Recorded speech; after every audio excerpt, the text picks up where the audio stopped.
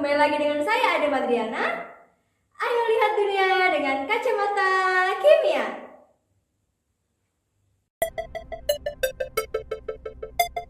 Pada video sebelumnya, kita sudah belajar mengenai jenis-jenis ikatan kimia. Tapi kayak ada yang kurang ya. Karena secara kasat mata, kita nggak bisa lihat nih gimana sih bentuk molekulnya setelah berhasil berikatan. Nah, pada video kali ini, kita akan membahas bagaimana sih bentuk molekulnya secara submikroskopis.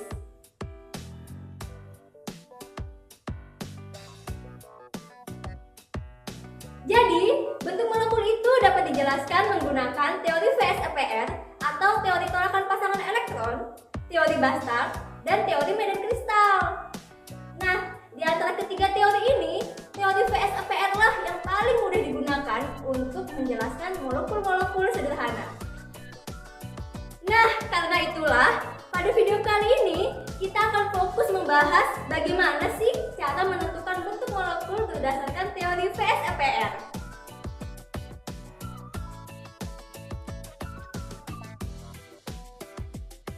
Di dalam suatu molekul, ada yang namanya atom pusat.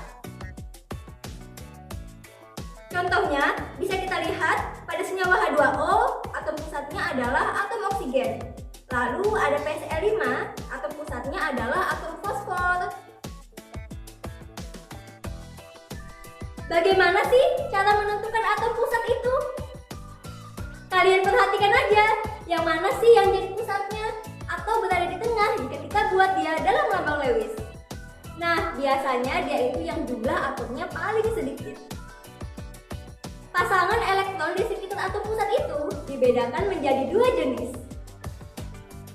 Ada yang namanya pasangan elektron bebas, ada juga yang namanya pasangan elektron ikatan.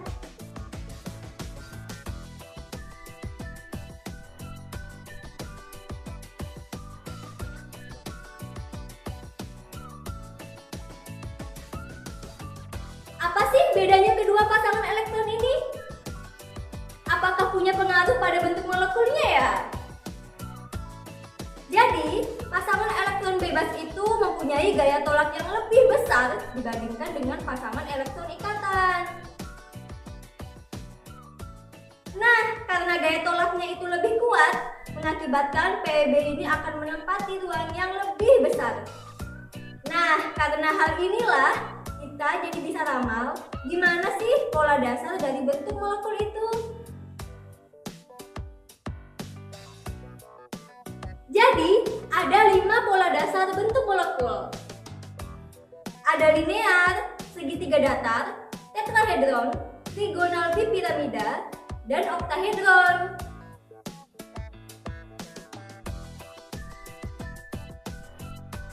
Nah, 5 pola dasar inilah yang akan dipadukan dengan jumlah PEB yang ada untuk menentukan gimana sih bentuk molekul yang sebenarnya.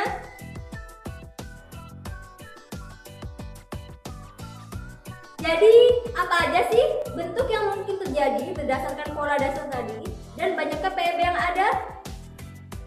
Nah, kalian perhatikan tabel ini. Jadi, ada 8 kemungkinan bentuk molekul yang terjadi. Contohnya, coba kita lihat pada molekul AB2E. Jadi, dia mempunyai 3 pasang elektron ya. Kalau dibuat struktur Lewis, akan jadi seperti ini.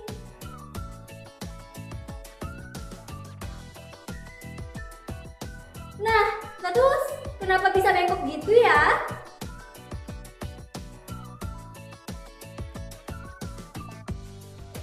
Nah, hal ini dikarenakan jarak pasangan elektron akan membentuk sudut yang sama besar karena mereka akan menempati ruang senyaman mungkin.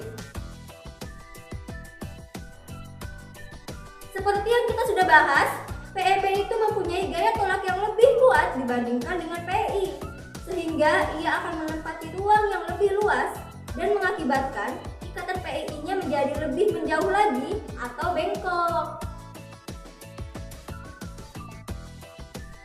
Nah, sudah di penghujung video nih sahabat.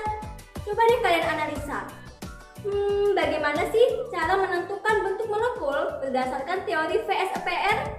Coba kalian jawab dalam waktu 10 detik.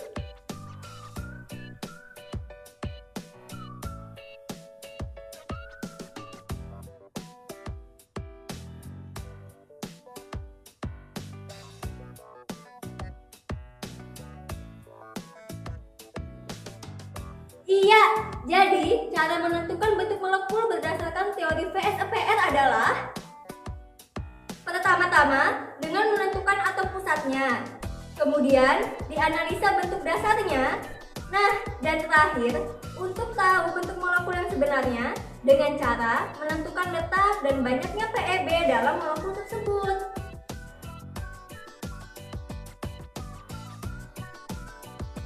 Bagaimana sahabat? Apakah jawaban kalian sudah tepat? Selamat bagi kalian yang menjawab benar. Yeay! Bagaimana sahabat? Seru dan mudah sekali kan belajar kimia bersama? Sampai jumpa